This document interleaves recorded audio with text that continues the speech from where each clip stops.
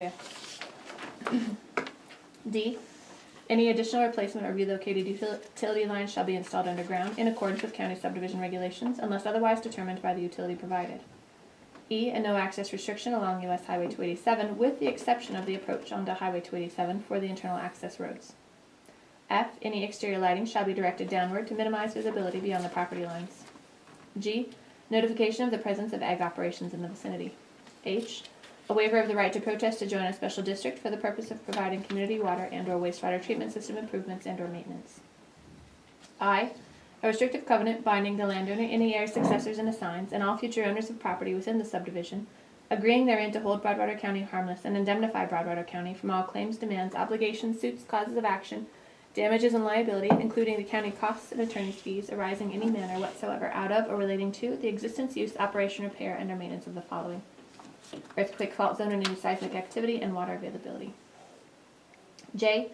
Each lot shall be maintained in a clean, attractive, and weed-free manner. Noxious weeds must be pulled, sprayed, or cut prior to seed maturity. K. A prohibition of the storage of foods, garbage, or continuous feeding of domestic pets outdoors or other activities that creates an attractive nuisance for wildlife species. Hay or alfalfa storage and feeding are not prohibited where livestock are permitted. L. Lot shall only allow for livestock if a small acreage livestock management plan is reviewed and approved by the county extension agent and submitted to the county. Each lot owner shall be required to create and adhere to their own livestock management plan. M. All cats and dogs must be restrained, penned, or otherwise under the control of their owner at all times. N. Address numbers shall be clearly marked at the driveway entrance to each lot and be easily identified from the road. 8. Prior to filing the final plat, the following improvements shall be installed or otherwise guaranteed. A. Any necessary improvements required by the stormwater drainage plan, weed management plan, fire protection plan, or approach permits. And B. Utilities abutting and available to each lot. Electrical and telephone shall be underground. If said improvements are not installed prior to final plat, the applicant shall enter into a written subdivision improvements agreement with Broadwater County guaranteeing the construction and installation of such improvements, and shall provide an acceptable financial security guarantee in accordance with county subdivision regulations Appendix E. 9. Prior to filing the final plat, the applicant shall A. Provide proof that all taxes and special assessments assessed and levied on the property are paid for the current tax year, including any past delinquencies. And B. Provide documentation, an abstract of title or platting certificate, showing that the applicant is the lawful owner of the property with the apparent authority to subdivide the same, showing the names of lien holders or claimants of record, and the written consent to the subdivision by the owners of the land, if other than the applicant, and any lien holders or claimants of record against the land. The applicant is financially responsible for actual outside engineering, consulting, professional and/or contracted service fees, etc., at the sole discretion of the county for additional review and/or final plat approval of the proposed subdivision. Preliminary plat approval of the Lake Vista Lot 4 subsequent minor subdivision shall be enforced for 3 calendar years. At the end of this period, the governing body may, at the request of the subdivider, extend its approval for a mutually agreed upon period of time. Any mutually agreed upon extension must be in writing and dated and signed by the members of the governing body and the subdivider or subdivider's agent. The governing body may issue more than one extension. A party as defined by 763625 MCA who is aggrieved by a decision of the governing body may, within 30 days after this decision, appeal to the Broadwater County District Court.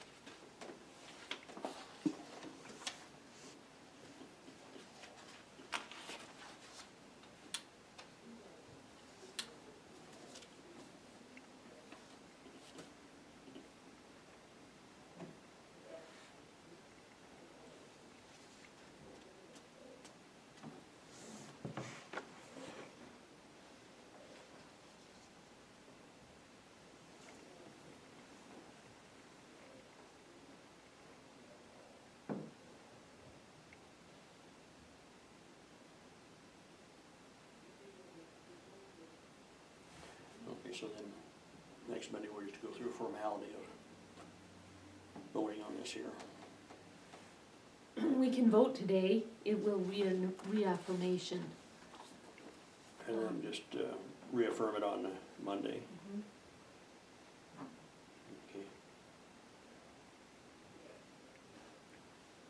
Have you haven't heard from the fire department at all on their, what they propose to do? On lot 4? For this Yeah. one? I have not heard back from them. Have you? What do they do with lot 3? I don't have anything from the developer's representative for lot 3 yet, because we've not met for final. I can tell you what's been going on so far.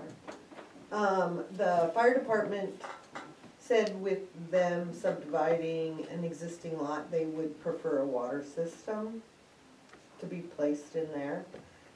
And so I sent at another letter stating that I met with the developer, and he's unwilling right now to put in a water system well and electricity. So I said that he said he'd really just rather pay the $1,000 a lot and then maybe revisit it again if or when they ever divide any of the other 3 further back. Since this is already in the process, there really isn't a place that they could put one right now too. So I'm waiting to hear what Ed had to say about that.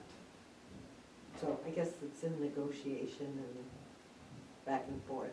But he's aware of both of them, because then when I sent him information back on questions he had on number 3, I said, now, there's this one too, so let's look at this all together. But I have not heard back from him yet.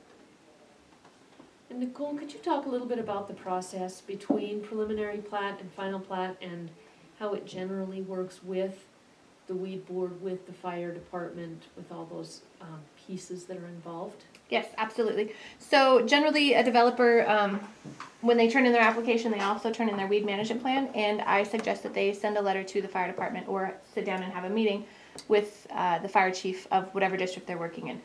Everything north of Highway 101 is BCRFD, everything south is Three Forks Fire District.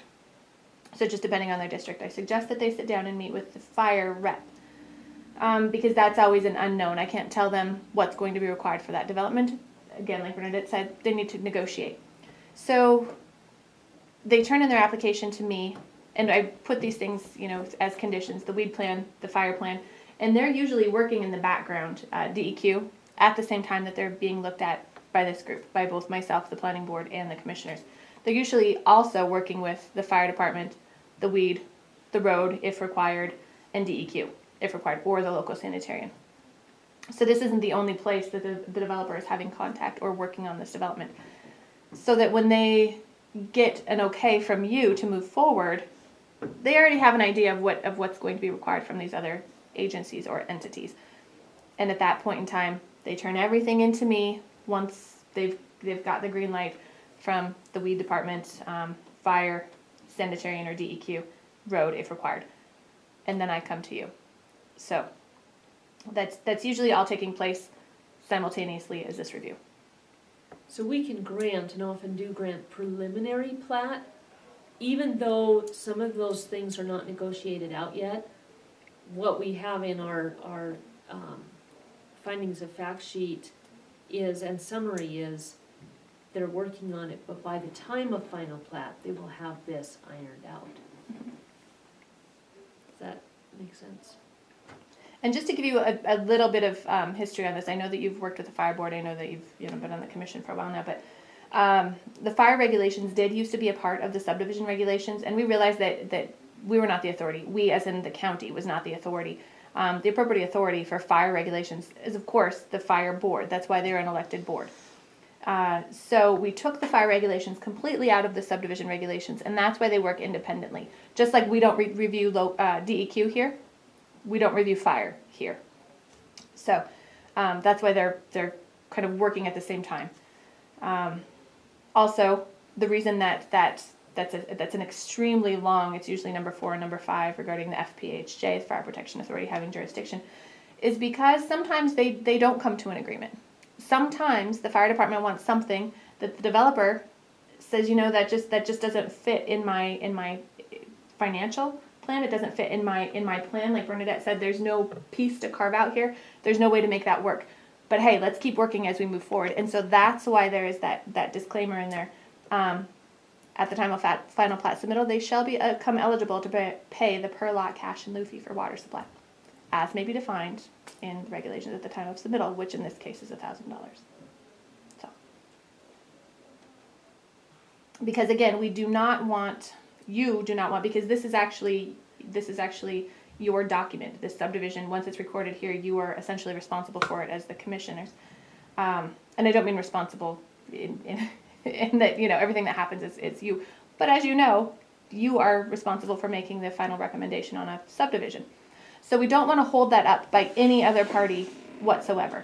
So if the fire department says, hey, you know what, we really could use a new fire station out here, and we are going to hold strong to that, we are only going to approve this if you put a new fire station out here,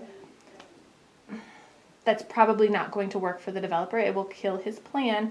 The county could probably be sued for holding up a development. So that's why there's always that exit clause for the county to say, okay, you have to try. You have to bring documentation that says you have been working together. You have to make a valiant effort to come forward with a plan, to negotiate, and if it doesn't work, you can simply say, it didn't work. I want to pay the $1,000. So, Is there any argument that could be made, how would you answer the question of, are they evading major subdivision with this? right, I would say absolutely not. Because this is no different than a planned unit development, essentially, or someone who does a development in phases. They're actually paying more by doing it this way than they are as a major. Because our fees are a la carte, meaning the base fee is large. The per lot fee is minimal. Each additional lot is anywhere from $120 to $140 depending on the acreage. But the base fee is $1,000. Or if you're doing a major, $1,500. So they're actually spending more money by doing it this way. They still have to go through the public hearing, and that's because of legislation in 2013, I believe, that entered in subsequent minors, so that there wasn't the evasion, so that there is still notification, there's still public hearing process, there's still the EA if it's required outside of the growth policy plan. So nothing's different. The only thing that would have changed, I can say on here, is parkland, because parkland dedication is required for a major subdivision only, not a subsequent minor. Any ditches? There's no ditches. All right, that's easy, I didn't see that, but I think that's all my questions.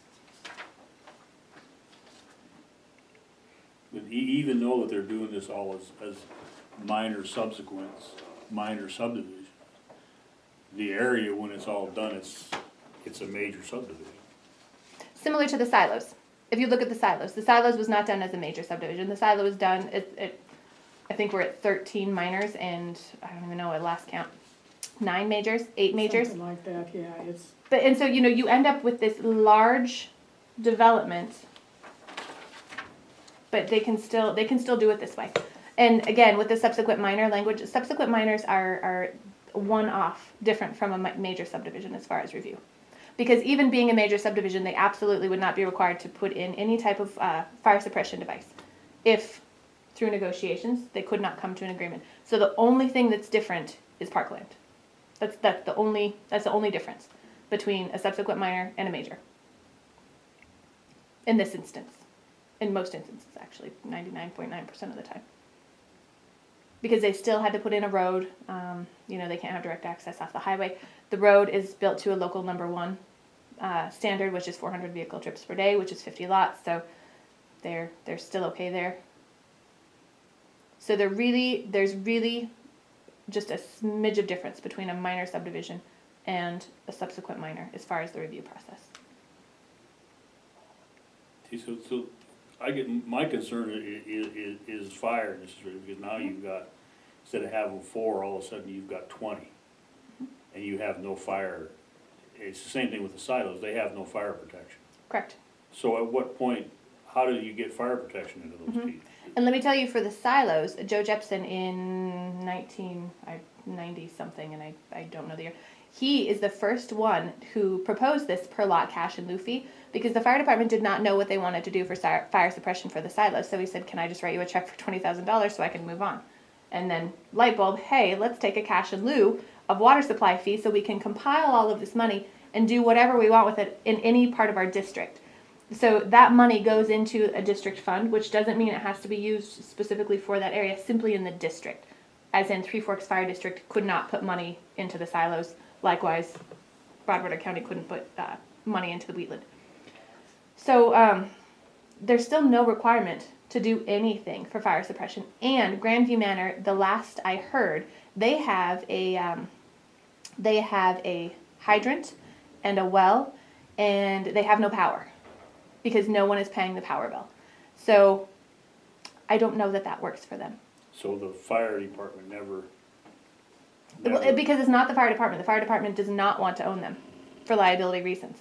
But the last I heard, they went out there to just do a test. They were doing some type of a drill or a training, and they couldn't get water. So in that instance, my own personal belief, it would have been better. They would have been better off to take the 32 lots, I believe they're in Grandview Manor. They would have been better off to take $32,000. Or at that time it was $500 per lot, so $16,000. And put it to whatever they wanted. And I'm not saying that they did anything wrong. Absolutely no one did anything wrong. But it doesn't always work. So if these developers, I'm kind of, going off track here. But if the fire department wants to require some type of fire suppression facility, we have got to figure out a better way to make sure that they work. Because Rolling Glen Ranch right now, they have no water. Because they were not paying the power bill. They have that big beautiful water silo right there off of Price Road entering Rolling Glen Ranch. No power, no water.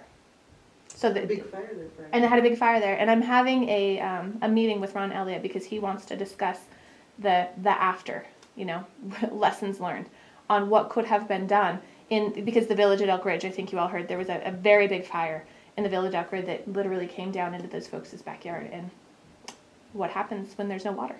Because no one's paying the power bill. See, and that's what happened at Park Trails.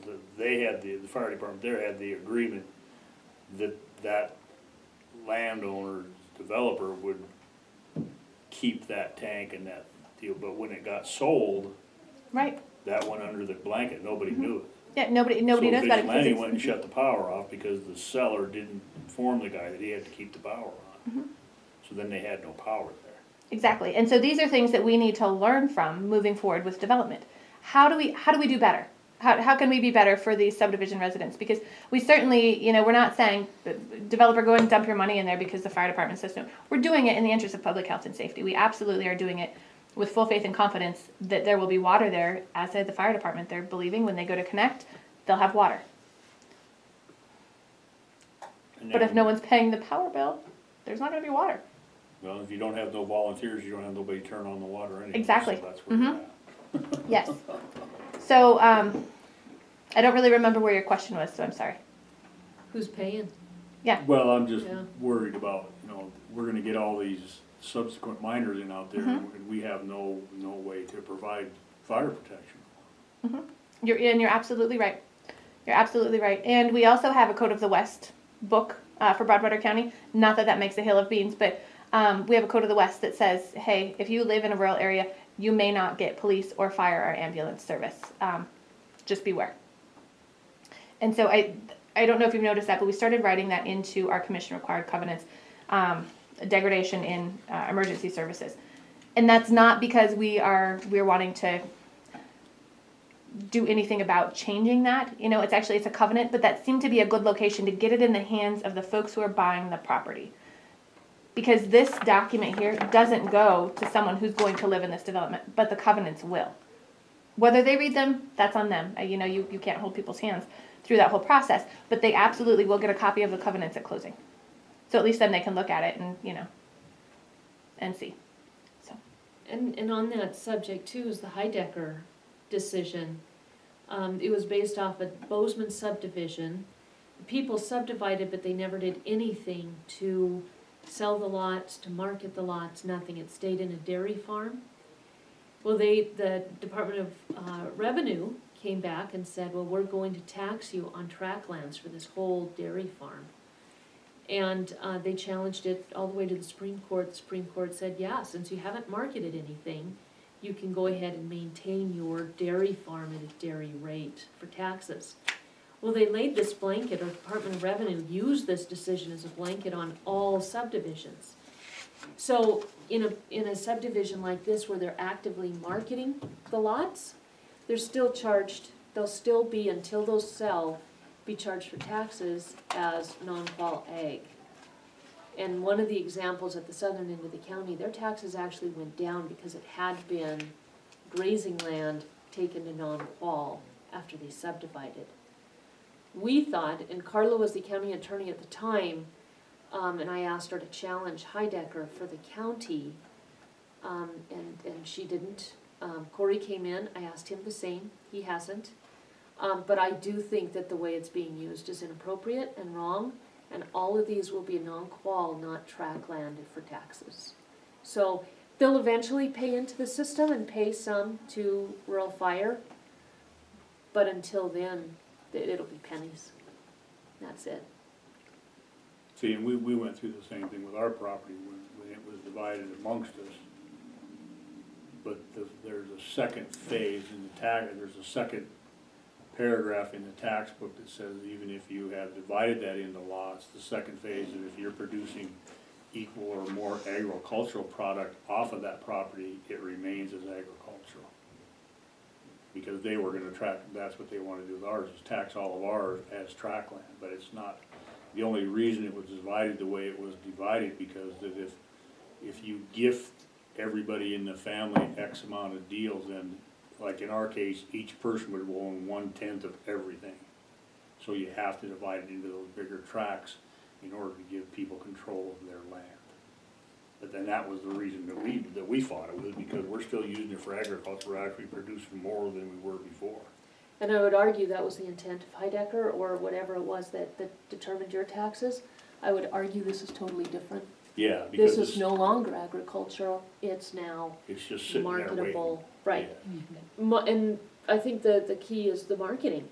If you don't market it as tract land, then, and use it as ag, then I think Heidecker is appropriate. Yeah, but now people are abusing that process is being abused by processes like this. That's exactly my point, yeah. Yeah.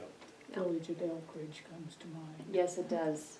Because even after it changed hands, that SKS still gets that break Yeah, until they actually sell the land.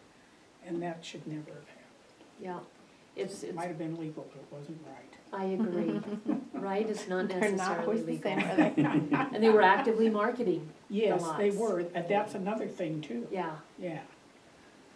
So I will move that we grant preliminary plat to Lot 4, Lake Vista Estates, subsequent minor subdivision.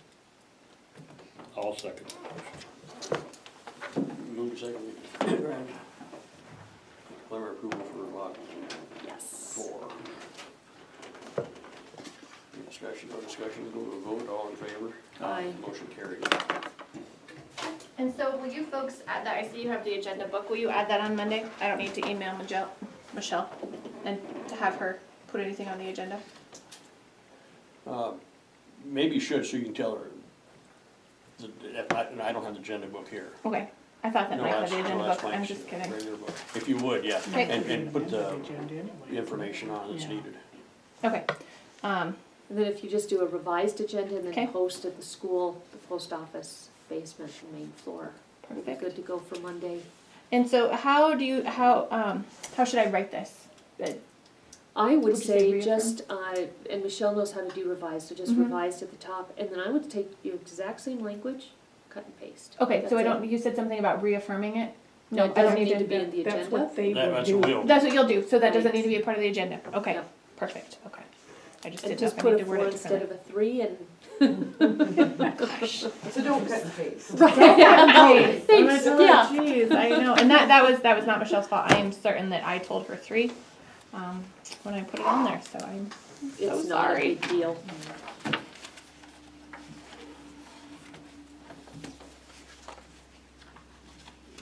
Just do-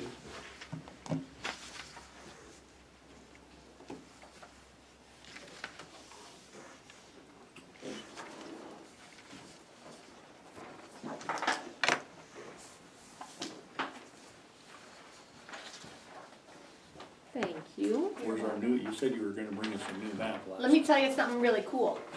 So I have not had a mapping program for a week and a half. I ordered it on Thursday, or finally on Friday, no, Thursday, I ordered it online and put in the credit card information from the county, and it was only $1,400 instead of the $6,000 that I requested authorization for, so that was super exciting.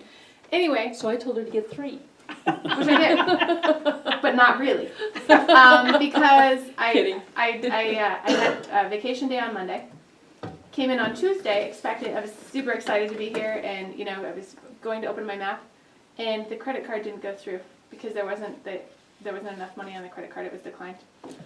Credit card won't be paid until today, so I'll have to reorder it again tomorrow afternoon. I was devastated. I really almost wanted to cry. So last night I was fudging, but I knew that I wouldn't have to present a map to the city today. So when I said that I would give them a map, I promise I'll give them a map. I'm not sure how and when, but We'll give you a map, just don't know when. don't know when. And it might look exactly like this. No, I'm just Just kidding. don't tell them We'll the do county credit card bounce. That just doesn't sound Right? good. Well, you know, somebody else had taken had a big charge apparently just before me, and so my 1,400 didn't work. But it will. I've faced it. It will. Until then, I'm just I'm not doing addresses. And, so this came about. I think Commissioner Delger knows a little bit more about this because he had conversations with the Vogels, and I learned a little bit about it last night at City Hall. So holding it, your map like this, north is up. I wrote BC on this. Oh, here, and I'm sorry, I have actually put this here. Okay. Sorry. BC on our Broadwater County property. This is the county property off of, we generally access it via Cedar. Those are the gravel piles right there that you see in the photo.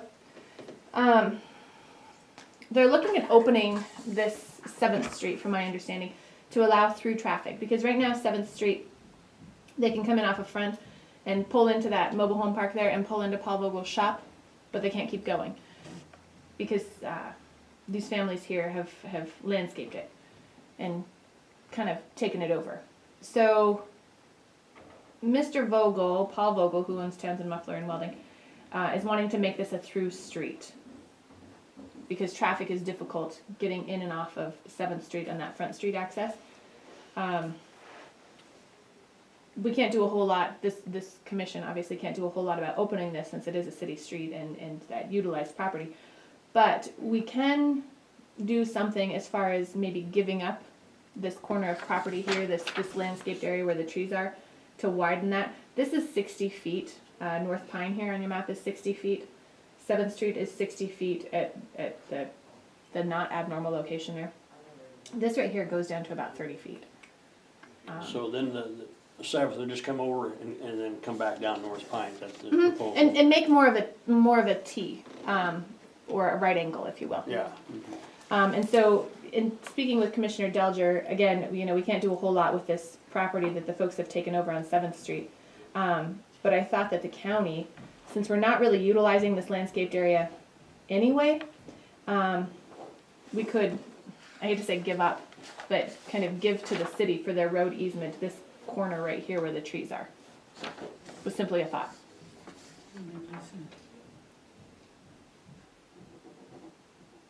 Then the rest is actually up to the city. The rest of it's up to the city, and we, if the city doesn't do anything, then there's no reason for the county to do anything either, because, why would we give up that corner or give that corner to the city for easement if they're not going to open the rest of that up?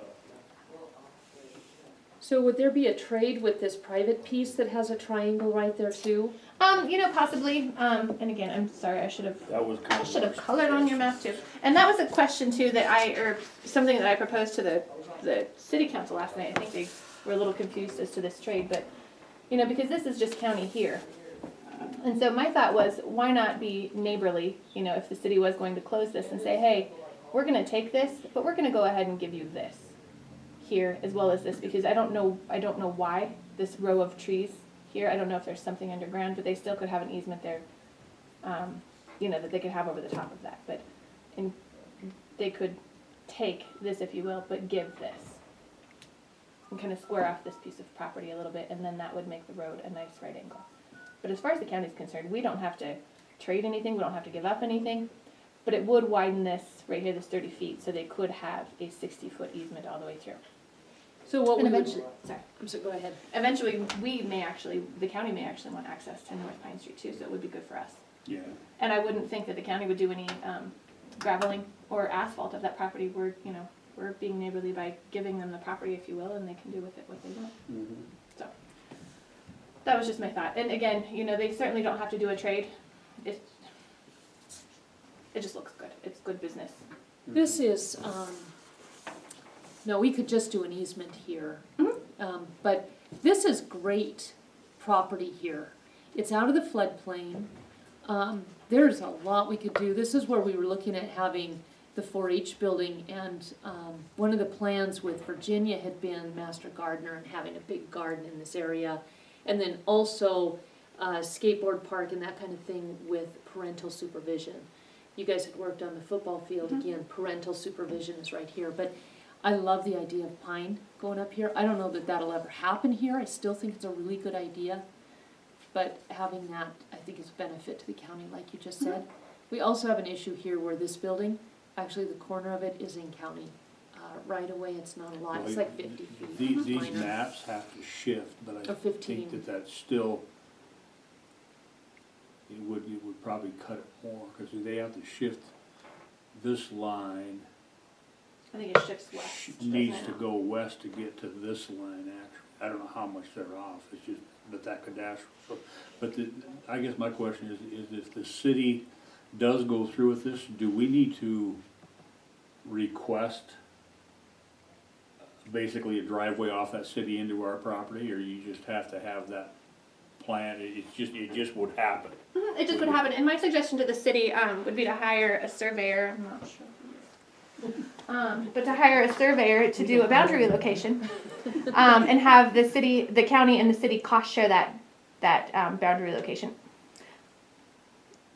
I don't know that you want to put that on these lot owners there, to pay for that.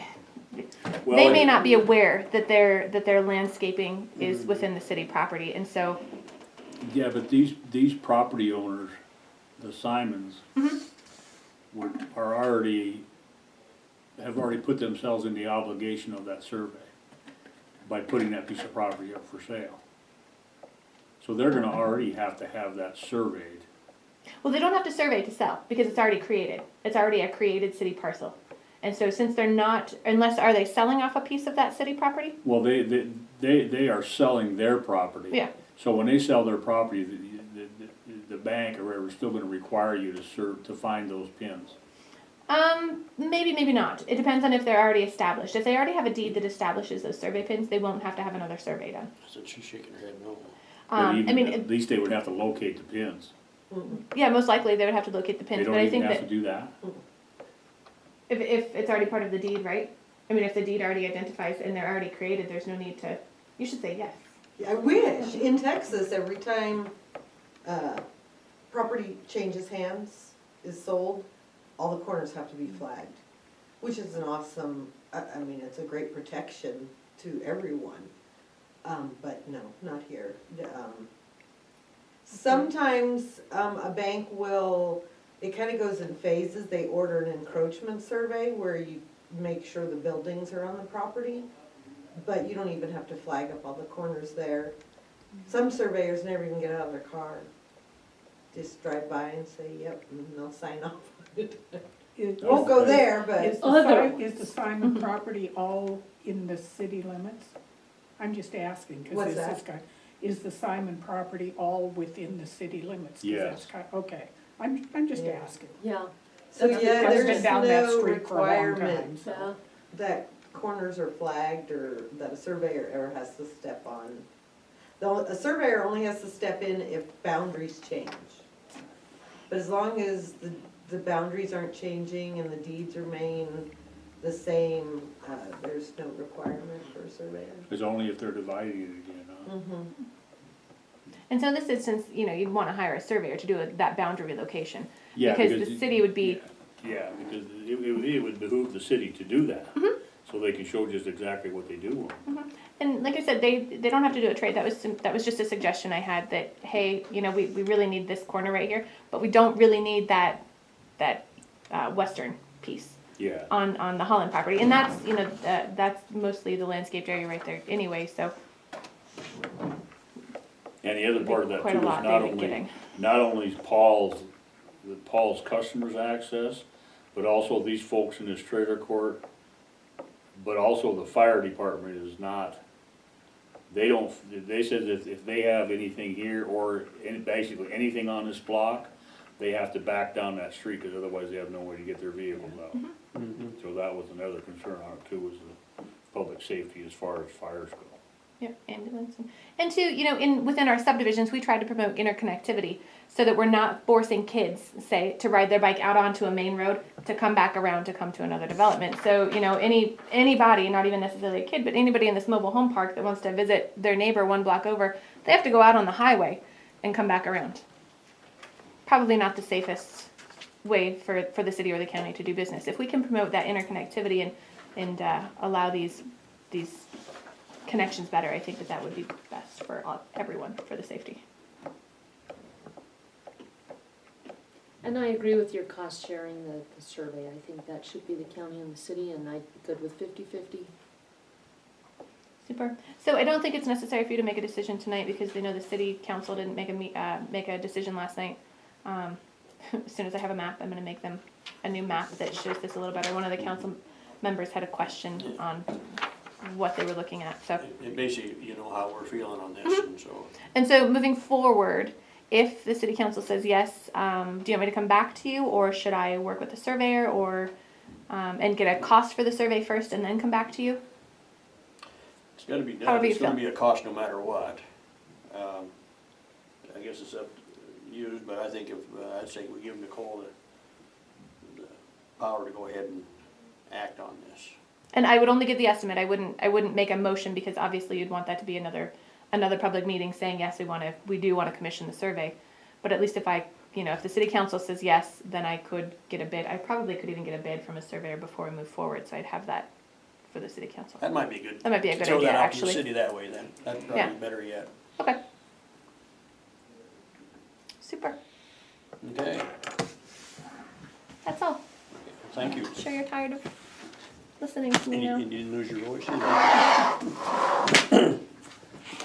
I think the other thing we have here is this claim deed here. That we already agreed. Go ahead and sign. Thank you. Oh, that's fun. Thank you. Can I steal this? Yes. And we have Mylars there too, so you want to take those Perfect. with you as Yep. well? I'll take them. Are they done? No, they Oh. haven't been started, so we can Okay. either work on that. Just leave them. Okay. Here, I'll show you. Those maps, Nicole, Thanks. do you need them? Nope, I sure don't. Nope.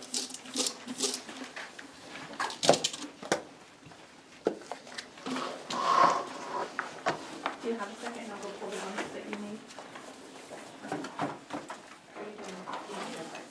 Yeah, if I get all three, Okay. then I'll tell JJ. Perfect. This one and trade you guys.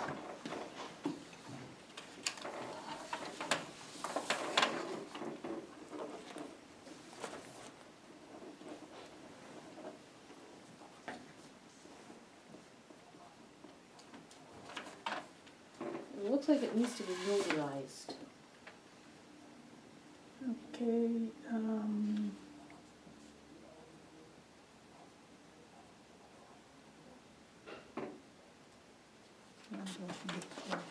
Okay.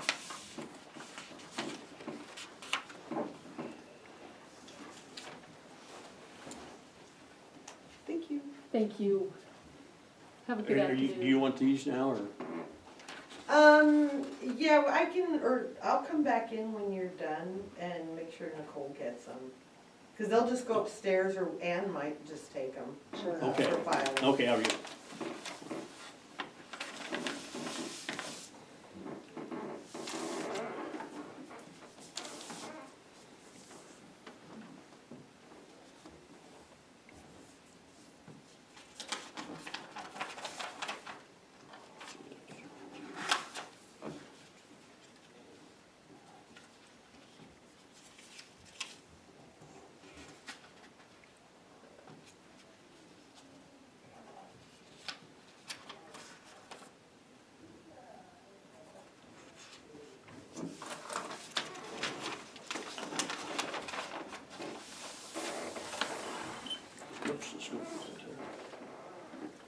you.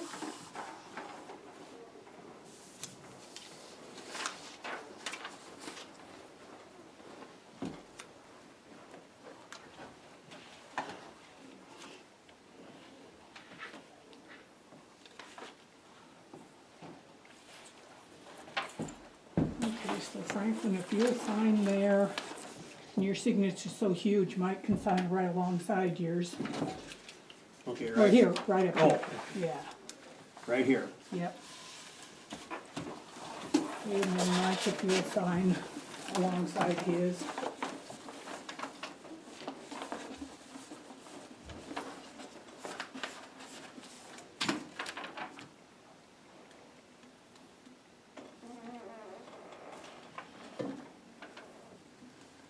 And then we'll let you sign on the second line. All right, my thumb's all working together here. Yep.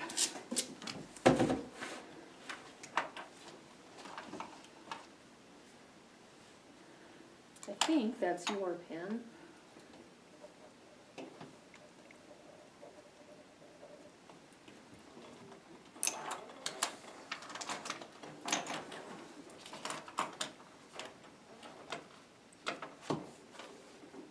Okay.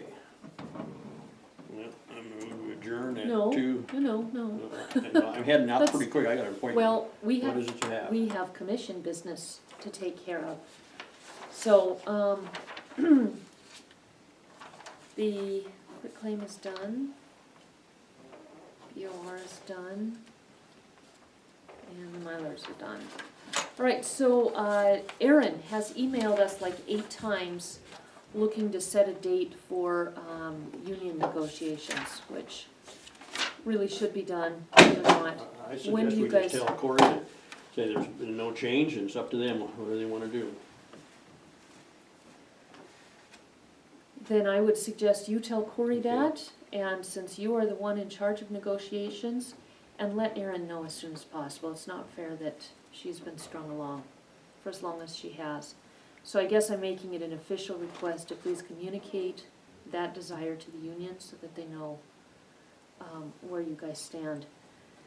Okay. And then we also have an issue that was addressed on June 19th, and that was the Longhorn issue, where the gentleman with property off of Tumbleweed Trail actually has his driveway going off onto Antelope Road. Nicole and Cory were here. Cory was gonna send a letter on June 19th. I emailed and asked for the status. Nicole took all her paperwork to Cory after that meeting, and we need to know where we're at. It's been probably 45 days now. July 19th would have been 30 days. So what do you guys wanna do at this point on that? Well, I gotta see Cory on this other, so I'll just mention it to him on that again. If you could find out, that would be good, I'll and do then that. report back And to us. I'm gonna do that right now, because I got my appointment, and then I'll, if there's anything else, I can take over it. And the appointment, hopefully I can see Cory right now, if not, I'll have to do it by phone, but I'm gonna head up there right now. Longhorn is called, Longhorn Yep. Drive, okay. Write that down, forget it sure as heck. It's Longhorn subdivision access off of Antelope, it should be off of Tumbleweed. Correct. That's the guy that's in the corner, right? Yeah, Yep. access okay. off of Antelope. Should be Tumbleweed.